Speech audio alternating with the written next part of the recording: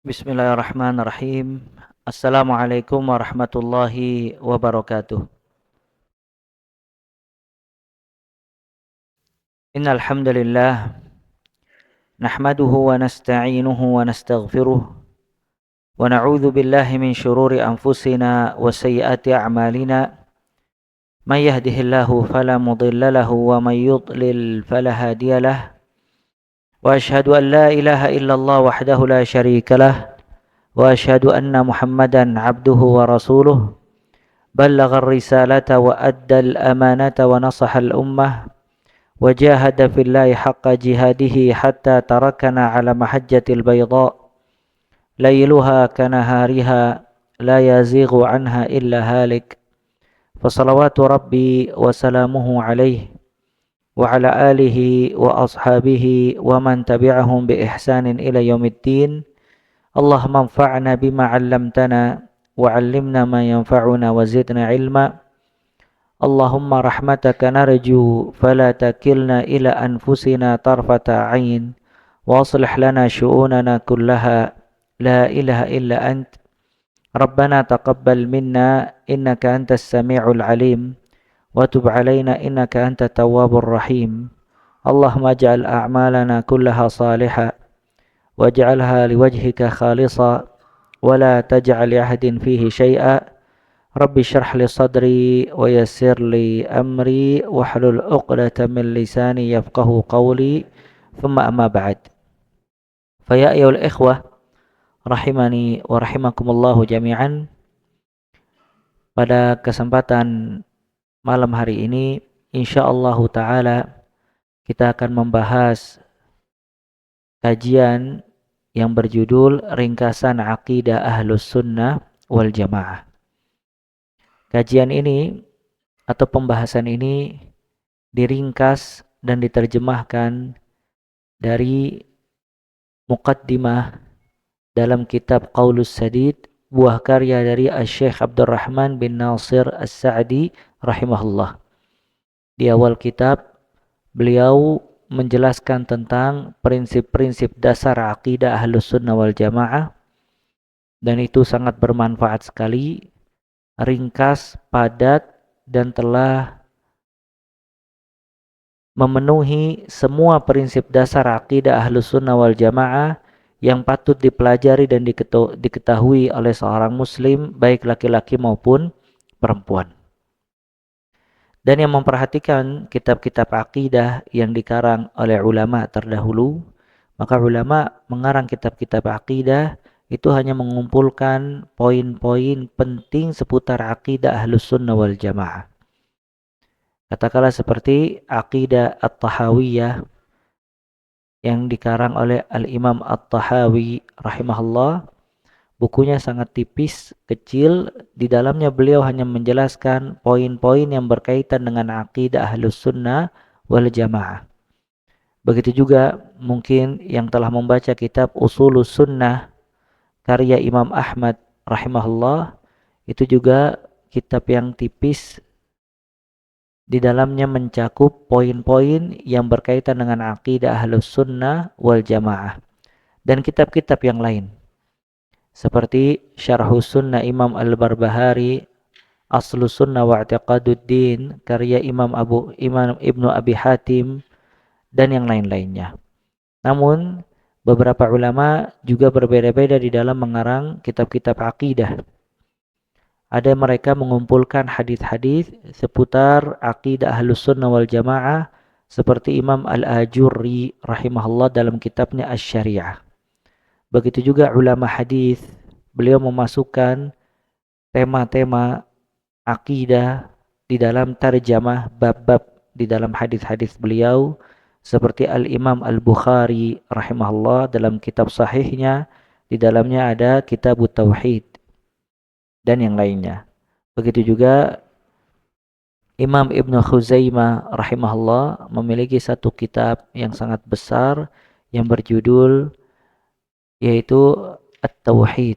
Di situ beliau kumpulkan hadis-hadis dan dalil-dalil seputar akidah Ahlus Sunnah wal Jamaah, dimulai dari tauhid dan yang lainnya. Dan ada para ulama yang mengarang kitab-kitab khusus dan spesifik dalam bab-bab tertentu yang berkaitan dengan akidah Ahlus Sunnah wal Jamaah.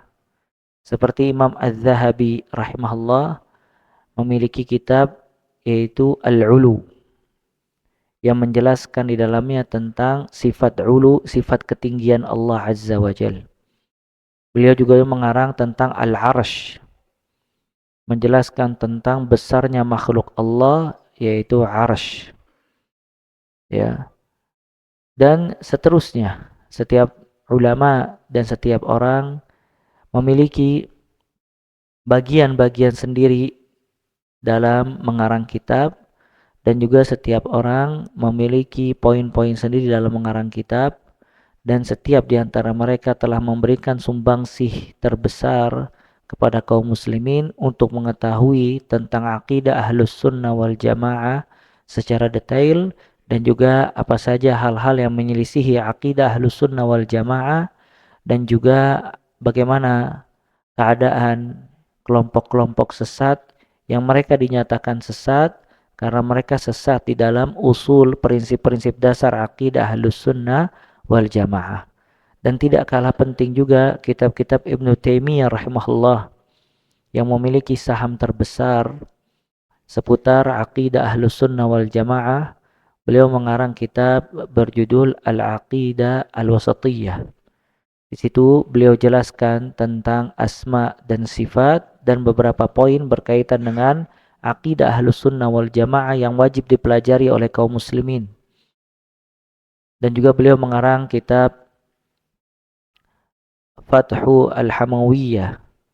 Di situ beliau jelaskan lebih detail lagi hal-hal yang berkaitan dengan akidah secara ilmiah dan sedikit membantah kelompok-kelompok sesat yang keluar jauh dari keyakinan dan prinsip dasar Ahlus Sunnah wal Jamaah. Dan juga ada kitab beliau At-Tadmuriyah. Di situ beliau jelaskan secara detail prinsip-prinsip dasar keyakinan-keyakinan kelompok-kelompok yang tersesat dari akidah Ahlus Sunnah wal Jamaah. Beliau jelaskan prinsipnya, beliau jelaskan syubhatnya, beliau jelaskan dalil-dalilnya beserta bantahan-bantahannya. Maka subhanallah, seseorang apabila mempelajari akidah sedikit demi sedikit dan dia membaca kitab-kitab para ulama, maka dia memiliki tharwah, ilmu yang sangat dalam dan kuat, khususnya di dalam bab akidah Ahlus Sunnah wal Jamaah. Namun ya ikhwah, semakin hari umat Islam ini semakin melemah. Dan himmah, keinginan mereka untuk belajar, waktu mereka untuk menggali ilmu syar'i semakin berkurang. Maka kadangkala pembahasan yang berat yang memang sepatutnya dicari oleh orang-orang yang menginginkan ilmu syar'i dan mendalami ilmu tersebut menjadi satu hal yang ditinggalkan nama kaum muslimin, bahkan sebagian menjadi tanfir, lari dari kajian karena beratnya materi yang disampaikan. Oleh karena itu, ulama di zaman sekarang beliau menyederhanakan ilmu. Dan itu tanda ilmu yang barakah, karena setiap zaman berbeda-beda kekuatan ilmu seseorang. Antum lihat kitab-kitab yang dikarang oleh kaum salaf, mereka hanya mengumpulkan dalil-dalil. Kayak misalnya kitab Sahih Bukhari. Kalau sekarang ada orang ingin belajar agama, antum kasih kitab Sahih Bukhari, dia nggak bakal paham apa maksud dari kitab Sahih Bukhari. Kenapa? Karena ilmu salaf sangat dalam. Beliau memiliki dasar-dasar ilmu yang kuat, maka beliau cukup membaca satu hadis, beliau bisa mengambil istimbat langsung dari hadis tersebut, dan beliau tahu apa yang diinginkan Imam Bukhari ketika mencantumkan satu hadis dalam satu tarjamah, satu bab di dalam kitab tersebut. Namun datang zaman yang setelahnya, maka mereka menjadikan syuruhat, penjelasan-penjelasan dari kitab-kitab ulama salaf, agar orang-orang memahami apa yang dimaksud dari kitab-kitab yang penuh dengan fawaid tadi. Zaman sekarang zaman yang tidak kuat baca kitab hadis, apalagi baca syarah hadis. Ya, Fathul Bari belasan jilid. Ya, dia tidak kuat. Maka zaman sekarang zaman talkhis, berusaha orang itu meringkas ilmu, memudahkan agar orang itu mempelajarinya dengan mudah dan memiliki ilmu yang bermanfaat buat dirinya dari penyampaian dari kitab yang mudah-mudah untuk difahami. Dan di sini ya ikhwah, Syekh Abdurrahman bin Nasir As-Sa'di rahimahullah dikasih keutamaan oleh Allah Azza wa Jal. Beliau banyak memberikan kepada umat karya-karya berupa talkhis, ringkasan-ringkasan ilmu syar'i. Yang kitab-kitab beliau dicetak, disebarkan ke seluruh dunia, bahkan termasuk kitab ulama yang paling banyak tersebar dan dicetak di atas muka bumi dari zaman sekarang. Katakanlah kitab tafsir, maka beliau memiliki kitab tafsir apa? Taisir Karimir Rahman, termasuk kitab tafsir yang mudah untuk dipelajari oleh seseorang. Beliau memiliki kitab-kitab akidah yang mudah. Ya, salah satunya Qaulus Sadid yang pernah kita bahas walillahil hamd dari awal sampai akhir. Kemudian beliau juga memiliki kitab Tambihat Al-Latifah Syarah Aqidah Al-Wasatiyah, sangat mudah. Ya. Dan begitu juga kitab-kitab fikih. Ya, beliau memiliki kitab-kitab fikih yang sangat mudah untuk dipelajari. Oleh karena itu kita pilih kitab Syekh Abdurrahman bin Nasir As-Sa'di rahimahullah. Dan ini bukan kitab yang kita terjemahkan. Ini hanya muqaddimah, pembukaan dari kitab Qaulus Sadid yang menghimpun di dalamnya poin-poin dasar seputar akidah Ahlus Sunnah wal Jamaah. Ya, maka kita berharap kepada Allah Azza wa Jal dengan kita jelaskan ringkasan-ringkasan kitab akidah, kitab fikih dan yang lainnya, itu lebih tepat sasaran dan benar-benar bermanfaat buat orang yang belajar, yang mengaji, ya, mudah untuk dia pahami, mudah dia pahami poin-poinnya, mudah dia pahami penjelasannya, mudah dia pahami dalil-dalilnya. Dan kita selalu memohon kepada Allah Azza wa Jalla ilmu yang bermanfaat, sebagaimana perintah Nabi sallallahu alaihi wasallam, "Salullaha ilman nafi'an wa ta'awwadhu min ilmin ladzi la yanfa'." Mintalah kepada Allah ilmu yang bermanfaat dan berlindunglah kepada Allah dari ilmu yang tidak bermanfaat.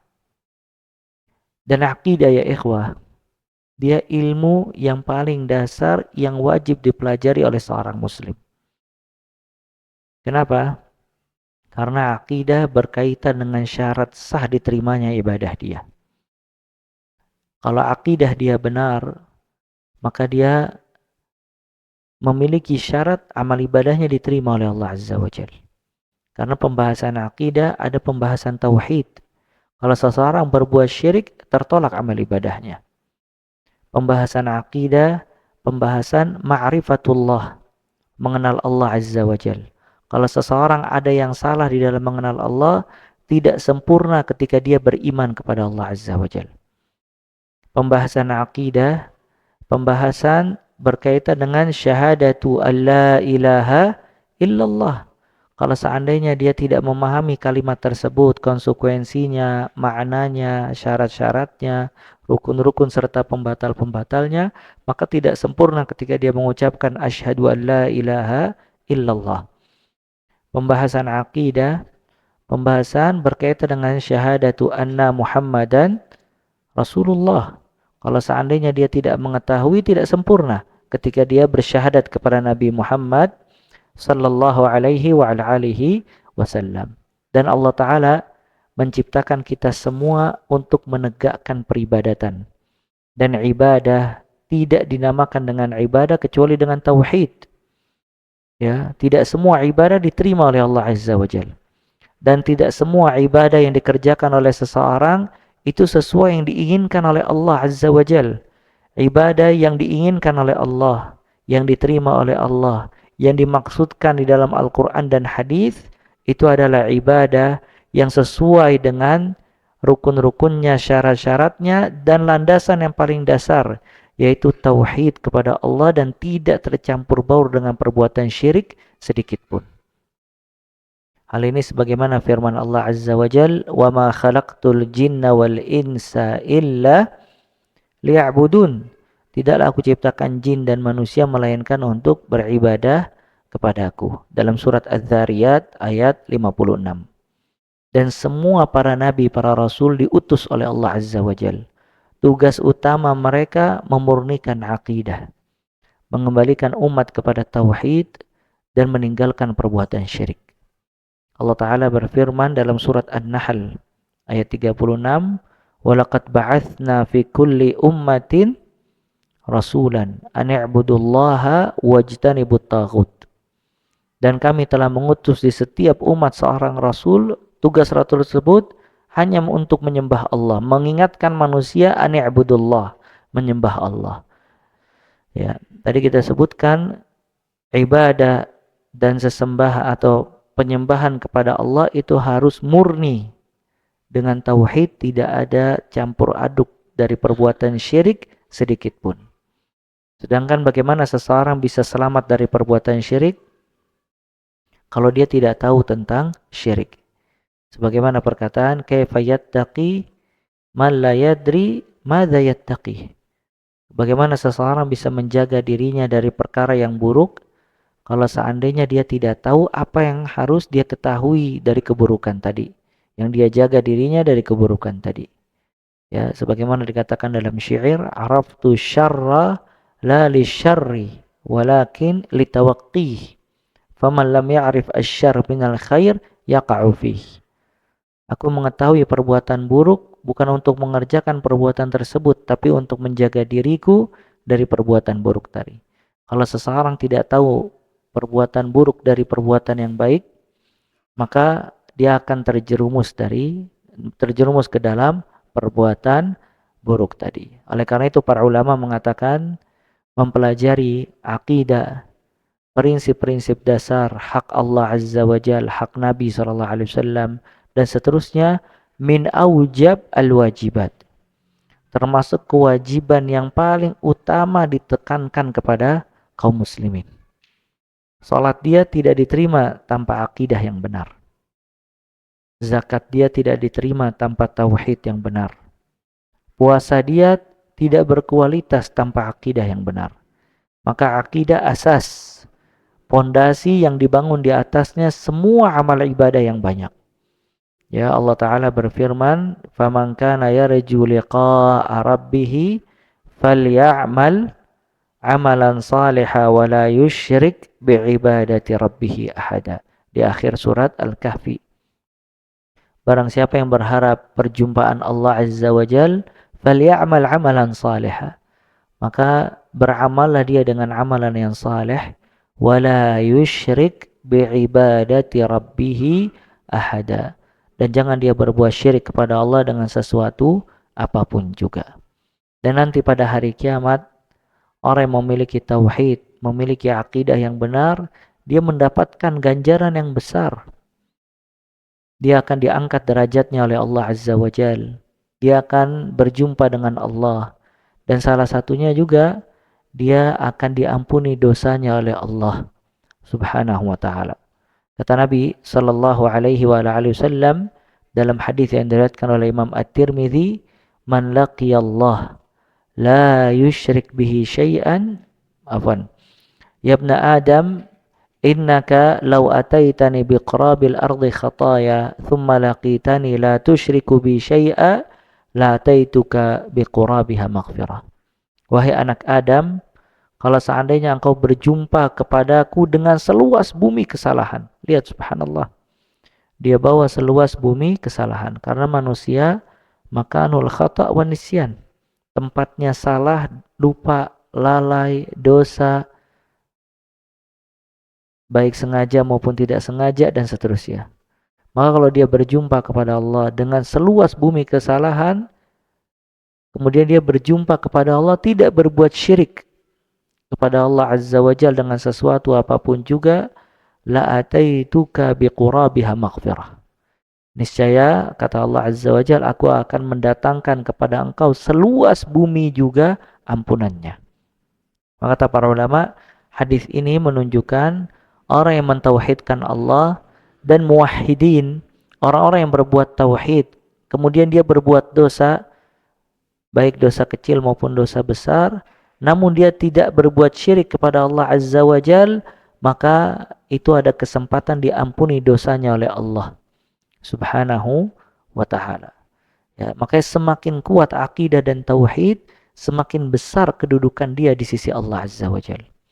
Dan Syekh Muhammad ibn Abdul Wahhab rahimahullah mengatakan dalam kitab tauhid, man haqqaqa tauhid dakhalal jannata bighairi hisab wala azab.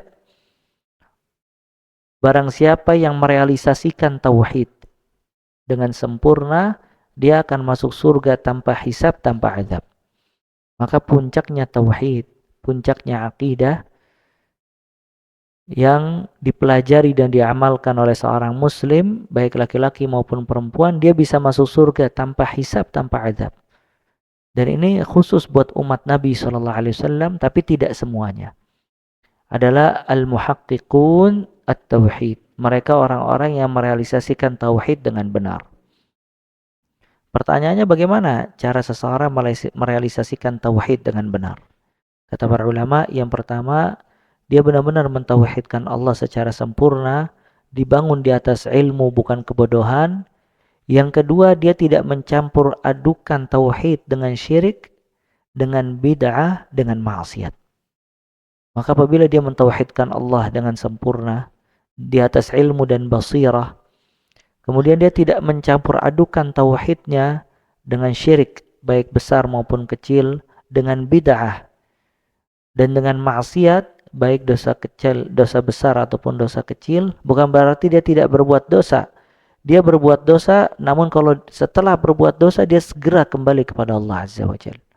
Maka orang-orang ini adalah yang mentahqiq, yang merealisasikan tauhid secara benar. Dan dia yang mendapatkan ganjaran akan masuk surga tanpa hisab, tanpa azab.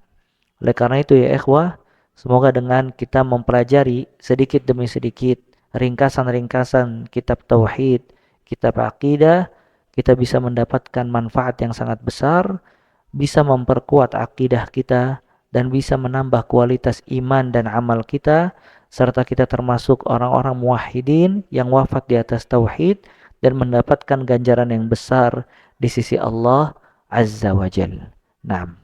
Tafadhal dibaca.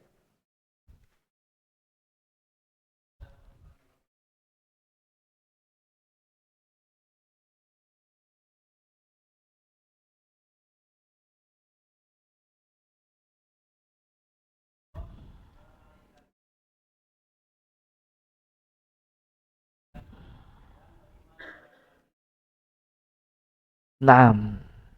Antum perhatikan ya ikhwah. Insyaallah kajian kita bahas per poin ya. Setiap poin kita jelaskan apa maksud dan tujuannya. Kemudian setiap poin kita jelaskan dalil-dalilnya, antum catat. Ya, semoga ketika antum baca kitab ini lagi, antum memiliki malakah ilmiah, memiliki ilmu yang kuat. Ya, karena ini ringkas. Ya, penjelasannya menjelaskan tentang setiap poin yang ada di dalam ringkasan ini. Yang pertama ya ikhwah, pengertian ahlus sunnah wal jamaah. Kata Syekh Abdurrahman bin Nasir As-Sa'di rahimahullah, ahlus sunnah wal jamaah mereka adalah, siapa ahlus sunnah? Yang pertama, dia dari dua kalimat, ahlus sunnah, dan yang kedua al-jamaah. Ahlus sunnah itu maksudnya adalah orang-orang yang kembali kepada sunnah Nabi sallallahu alaihi wa alihi wasallam. Dinamakan dengan ahlus sunnah karena mereka menisbatkan dirinya kepada sunnah Nabi sallallahu alaihi wa alihi wasallam. Dan kalimat sunnah ya ikhwah, itu bukan sunnah lawan dari makruh atau sunnah yang dikenal dalam bab fikih, dikerjakan dapat pahala, ditinggalkan tidak berdosa. Maksudnya sunnah di sini adalah semua yang ditetapkan oleh Nabi sallallahu alaihi wasallam. Para ulama mendefinisikan sunnah dengan ma'udhifa ila Rasul sallallahu alaihi wasallam min qaulin aw fi'lin aw taqrir. Semua yang dinisbatkan kepada Nabi sallallahu alaihi wasallam dari perkataan, perbuatan dan penetapan. Semua yang ditetapkan oleh Nabi sallallahu alaihi wasallam itu adalah sunnah. Baik aqidatan, sisi aqidah, baik ibadatan, sisi ibadah, baik akhlak dan muamalat. Makanya ahlus sunnah, dia menisbatkan dirinya kepada sunnah. Artinya dia selalu kembali kepada sunnah Nabi sallallahu alaihi wasallam. Dan pertemuan yang lalu kita menjelaskan tentang prinsip dasar dakwah salafiyah. Kalau prinsip dasar mereka selalu kembali kepada apa? Sunnah Nabi sallallahu alaihi wasallam. Itu yang pertama, ya, menisbatkan diri kepada sunnah karena mereka melandaskan semua urusan agamanya kepada sunnah Nabi Muhammad sallallahu alaihi wasallam, baik bab akidah dan yang lainnya. Mereka juga menamakan diri mereka dengan ahlus sunnah yang kedua, sebab yang kedua karena melawan ahlul bidah. Untuk melawan ahlul bid'ah. Ya, karena lawannya sunnah adalah bid'ah. Maka mereka menamakan dirinya ahlus sunnah untuk membedakan mereka dengan ahlul bid'ah, dengan ahlul ahwa. Para ulama menamakan orang-orang yang tersesat dalam bab akidah dengan ahlul bid'ah dan ahlul ahwa. Mereka para pengekor bid'ah dan para pengekor hawa nafsu. Makanya ahlus sunnah memisahkan diri. Mereka menamakan dirinya dengan ahlus sunnah agar orang-orang tahu kalau mereka selalu menisbatkan semua urusannya kepada sunnah Nabi SAW. Berbeda dengan ahlul bidah yang mereka mengembalikan semua urusannya dengan hawa nafsu, dengan pendapat-pendapat batil dan juga hal-hal yang tidak disunnahkan oleh Nabi Muhammad SAW. Dengan ini para ulama pada zaman dahulu menamakan kitab-kitab akidah dengan sunnah. Untuk membedakan antara ahlus sunnah dengan ahlul bidah. Ya, tadi kita jelaskan Imam Ahmad memiliki kitab judulnya Usulus Sunnah. Imam Al-Muzani memiliki kitab Syarhus Sunnah. Imam Al-Barbahari juga memiliki kitab Syarhu As-Sunnah dan yang lain-lain. Itu dalam rangka mengkanter dan membantah ahlul bidah dan membedakan prinsip dasar ahlus sunnah dan juga ahlul bidah. Ya. Jadi dulu semua orang mengaku muslim. Ya, makanya nggak ada di zaman sahabat ahlus sunnah salafi. Ada apa enggak? Nggak ada. Ya, semuanya muslim. Mukmin dan muslim. Walaupun mukmin nanti dijelaskan boleh nggak seseorang mengatakan saya mukmin. Ya, yang paling benar orang kalau pengen berkata saya mukmin dia bilangnya ana mukmin insyaallah. Ya. Muslim secara umum. Ketika ada ahlul bidah, maka ahlus sunnah mengecilkan lagi dengan ahlus sunnah wal jamaah. Subhanallah, ahlul bidah tahu. Maka mereka tidak ingin dinamakan dengan ahlul bidah. Mereka juga menamakan dirinya dengan ahlus sunnah wal jamaah. Aswaja. Ya. Aswaja, ya, dia tahu kalau dinamakan ahlul bidah sesat. Akhirnya dia menamakan kita ahlus sunnah wal jamaah. Kalau mereka aswaja, kita juga aswaja. Subhanallah, dikecilkan lagi dengan ahlus sunnah. Maka mereka menamakan diri mereka dengan salafiyin. Orang-orang yang menisbatkan semua urusannya kepada kaum salaf. Mereka menamakan diri mereka dengan al-firqa an-najiyah. Mereka menamakan diri mereka dengan at-taifah al-mansurah. Mereka menamakan diri mereka dengan ahlul athar atau ahlul hadith dan seterusnya. Itu semua untuk membedakan prinsip mereka dengan prinsip ahlus sunnah dengan prinsip ahlul bidah. Makanya subhanallah ya ikhwah, tidak dikenal dalam bab akidah mudahana. Apa maksudnya mudahana? Mudahana bermudah-mudahan dengan ahlul bidah. Maka dari zaman dahulu tidak dikenal ulama ahlus sunnah bermudah-mudahan dengan ahlul bidah. Karena ahlul bidah memiliki keyakinan-keyakinan yang bisa merusak umat. Kalau ulama ahlus sunnah bermudah-mudahan, maka keyakinan mereka akan masuk kepada kaum muslimin dan akan merusak akidah kaum muslimin. Maka terkenal mereka itu keras dengan ahlul bidah. Ya, prinsip mereka berbeda dengan prinsip ahlul bidah. Adapun mereka menamakan diri mereka dengan al-jamaah. Apa maksudnya al-jamaah? Maksudnya al-jamaah itu adalah yang selalu bersatu dalam prinsip dasar agama dan tidak berpecah belah. Itu al-jamaah. Jamaah artinya berkumpul bersatu. Ya, maka mereka selalu bersatu pada prinsip dasar agama dan tidak berpecah belah. Ya. Jadi ahlus sunnah mereka menisbatkan dirinya kepada sunnah dan jamaah selalu bersatu padu di atas hak, tidak berpecah belah. Makanya kalau antum baca kitab-kitab akidah, walaupun pembahasan mereka babnya berbeda-beda, perkataannya mungkin berbeda-beda, namun prinsipnya dan tujuannya sama.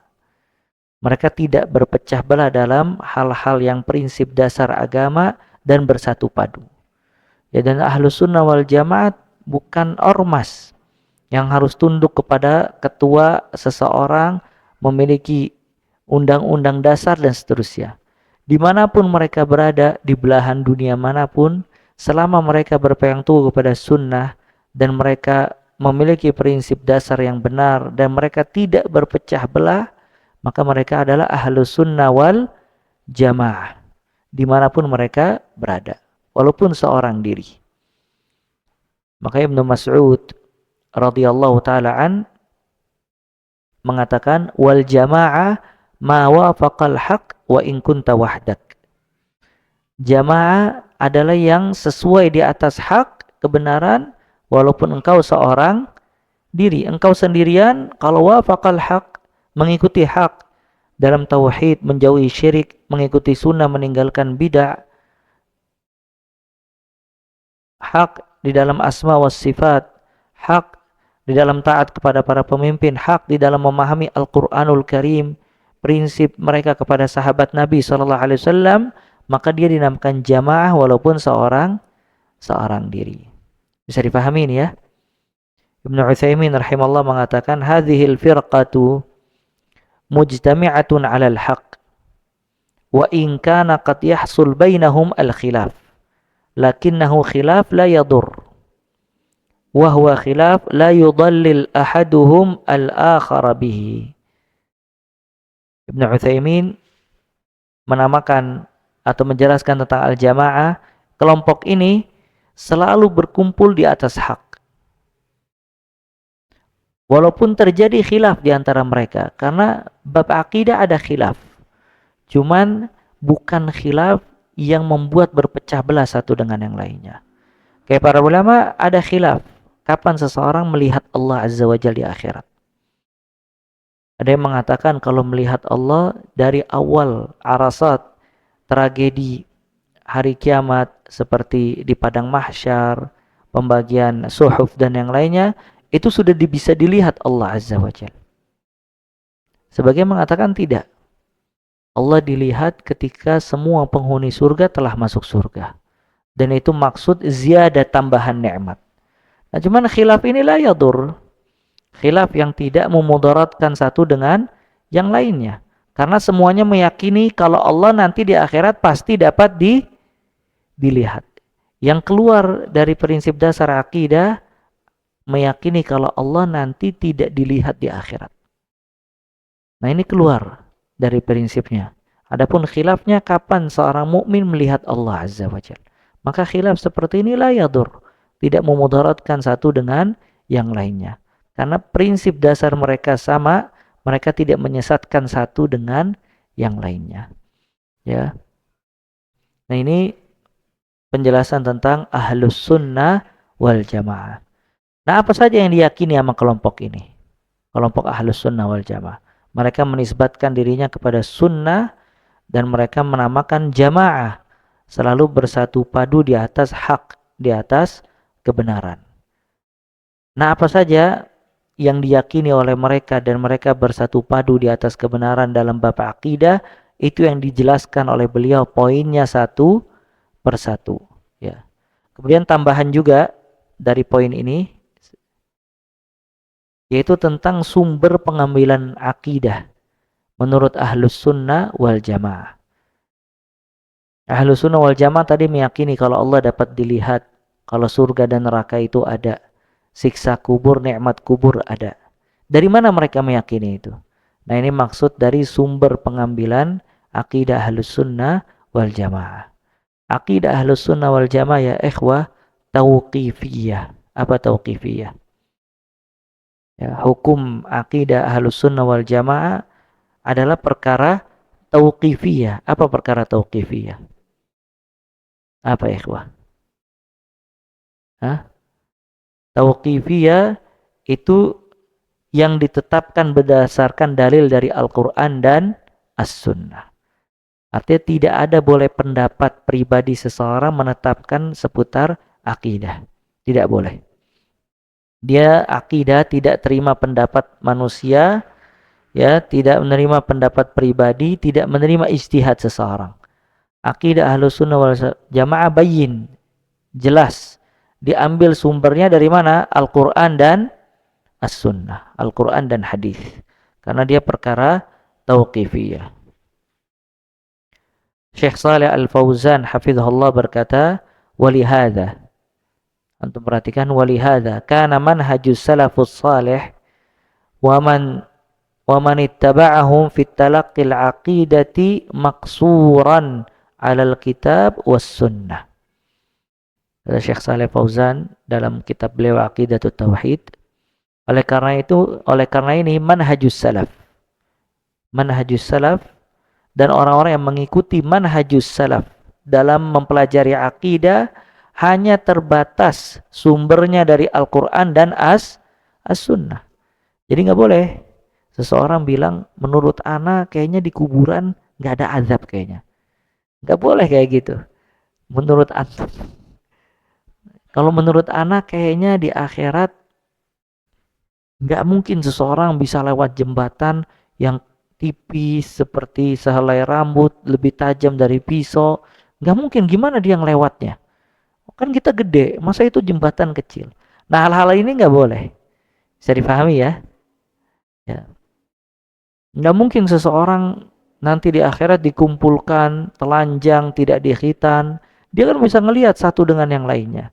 Nah, hal-hal ini tidak boleh. Dia harus maksur, harus membatasi dirinya dalam mempelajari akidah sesuai dalil Al-Quran dan As-Sunnah. Nggak boleh keluar dari itu, tidak boleh ada ijtihad pribadi dia, tidak boleh ada pendapat dia, dan tidak boleh akal-akalan, tidak boleh dia menolak hal-hal yang berkaitan dengan akidah Ahlus Sunnah wal Jamaah. Ya subhanallah. Di sini bahayanya ya ikhwah.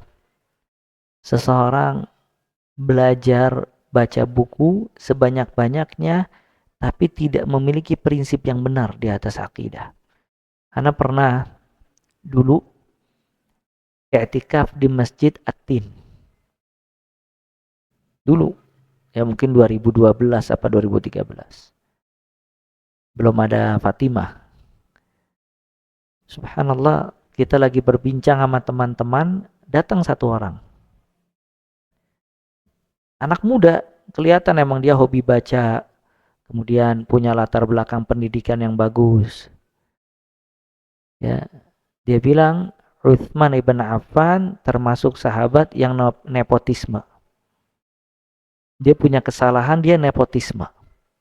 Memasukkan keluarga-keluarganya, saudara-saudaranya di dalam pemerintahan dia dan dia tidak memilih orang-orang yang selainnya. Ini perkataan subhanallah azim. Padahal Utsman siapa? Utsman dikatakan oleh Nabi SAW, Utsman fil jannah, Utsman di surga. Dan dia dinamakan dengan Dzunnurain, yang punya dua cahaya karena menikahkan dua anak Nabi atau dua putri Nabi Muhammad SAW. Sampai Nabi SAW ketika duduk tersingkap betisnya, kemudian Utsman masuk, ditutup betisnya. Ditanyakan kepada Nabi SAW, sesungguhnya para malaikat malu kepada Utsman, bagaimana aku tidak malu kepada Utsman ibn Affan. Dan Utsman memiliki keutamaan yang sangat besar.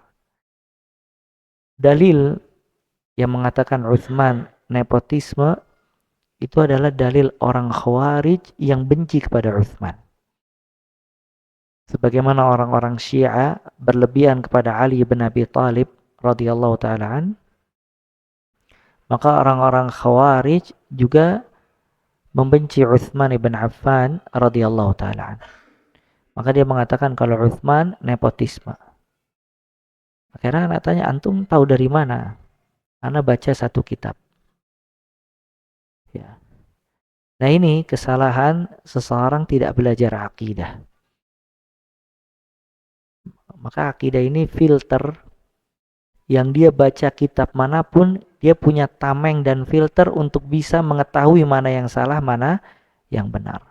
Di antara bab akidah ya ikhwah, akidah nanti mengajarkan kepada kita bagaimana sikap kita kepada para sahabat Nabi SAW. Dan ingat, sahabat Nabi SAW bukan Nabi. Artinya dia tidak ma'asum, tidak terjaga dari kesalahan. Dan sahabat itu ada salah.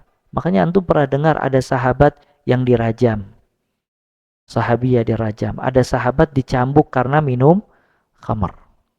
Dan ada pertikaian di antara mereka. Cuma Ahlus Sunnah memiliki sikap yang tepat dalam menyikapi kesalahan yang ada di tengah-tengah sahabat-sahabat Nabi Muhammad sallallahu alaihi wasallam. Ya, kalau mereka kita yakini tidak maksum, tidak terlepas dari kesalahan, namun kebaikan yang mereka berikan kepada umat dan mereka amalkan jauh lebih besar dibandingkan kesalahannya. Maka keburukan-keburukan mereka terampuni dengan kebaikan-kebaikan mereka yang sangat besar. Apa kebaikan mereka? Mereka berjumpa dengan Nabi sallallahu alaihi wasallam. Mereka jihad dengan Nabi Muhammad sallallahu alaihi wasallam.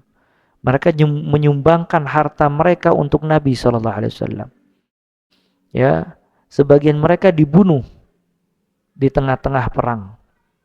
Ya. Dan mereka kuat Islamnya dan seterusnya. Maka kebaikan-kebaikan ini tidak bisa disamakan dengan kebaikan-kebaikan orang yang datang setelah mereka. Oleh karena itu di antara prinsip Ahlus Sunnah wal Jamaah adamul khawd. Dia tidak masuk terlalu dalam di dalam menyikapi kesalahan-kesalahan yang terjadi di tengah-tengah sahabat-sahabat Nabi sallallahu alaihi wasallam. Karena mereka telah terampuni oleh Allah dengan dalil-dalil dan juga telah diampuni oleh Allah dengan kebaikan-kebaikan yang mereka kerjakan. Oleh karena itu Allah mensifati mereka dengan radhiyallahu anhum wa radu an.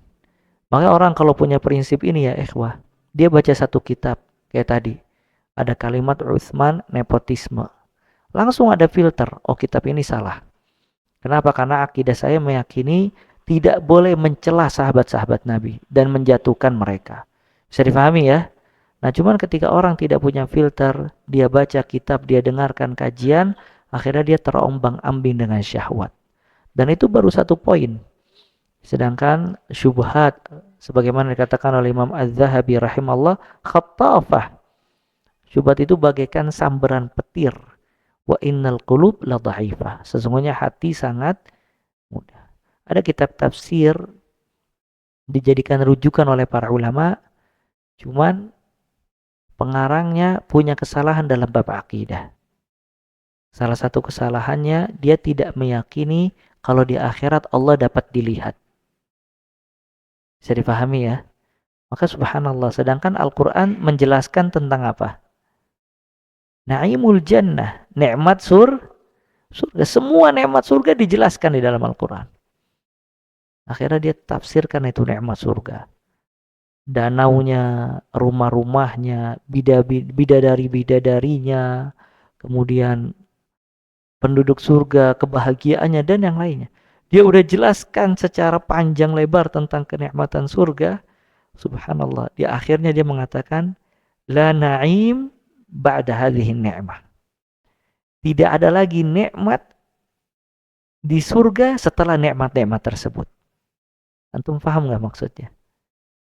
Artinya sudah nikmat surga dijelaskan sama dia semuanya secara detail, kemudian dia mengatakan la naim ba'da hadhihi ni'am. Enggak ada lagi nikmat-nikmat buat penghuni surga kecuali nikmat-nikmat yang disebutkan tadi. Subhanallah, dia mengingkari atau menghilangkan satu. Apa? Karena ya ikhwah, ru'yatu wajhillah, melihat wajah Allah, dan kita memohon kepada Allah termasuk golongan yang dapat melihat wajah Allah, itu dinamakan oleh Allah ziyadah. Ya. Wa kulla wa'adallahu al-husna wa ziyadah. Semua di antara mereka dijanjikan surga wa ziyadah. Apa ziyadah? Tambahan. Jadi nikmat melihat wajah Allah adalah nikmat tambahan setelah nikmat surga. Makanya disebutkan di dalam hadis, ketika semua penghuni surga masuk surga menikmati nikmat-nikmat surga, maka Allah mengatakan kepada penghuni surga, apakah kalian ingin mazid, tambahan nikmat?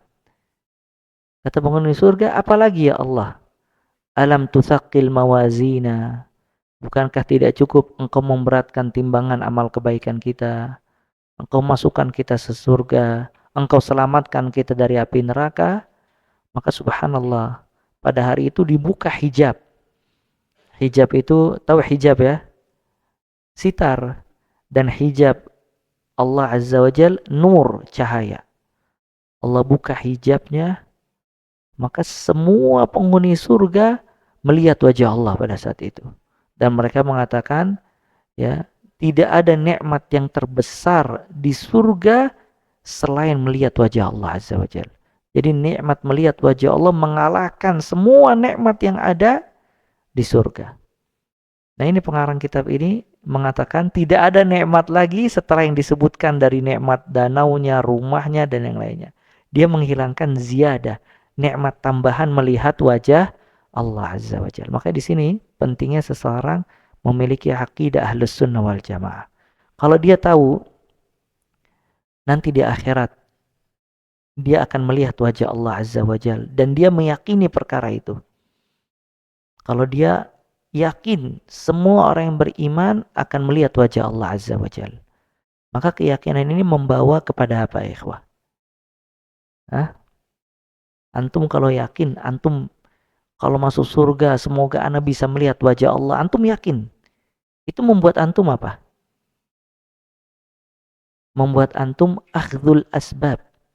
Mengambil sebab-sebab yang kelak di akhirat dapat melihat wajah Allah Azza wa Jalla. Karena Nabi menjelaskan sebabnya. Ya. Maka kata Nabi SAW, tidaklah salah seorang di antara kalian masuk akan melihat wajah Allah.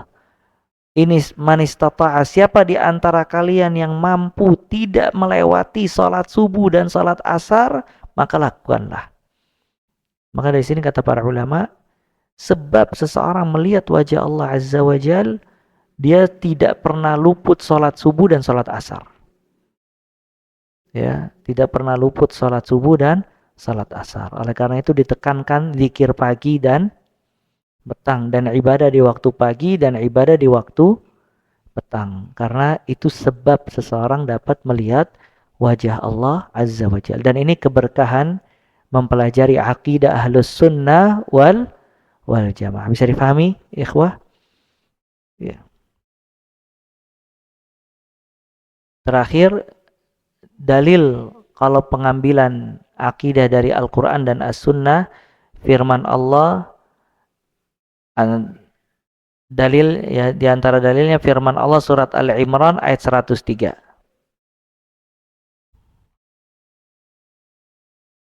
Atau dalil seputar Ahlus Sunnah wal Jamaah.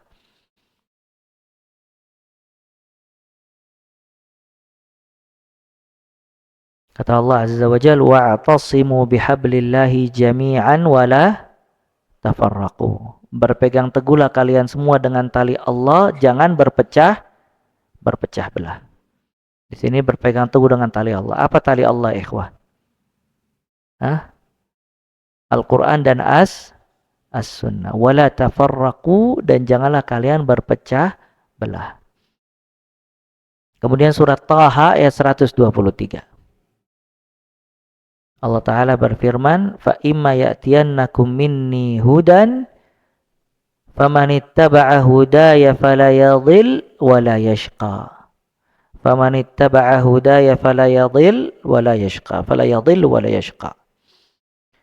Apabila datang kepada kalian dariku huda, petunjuk.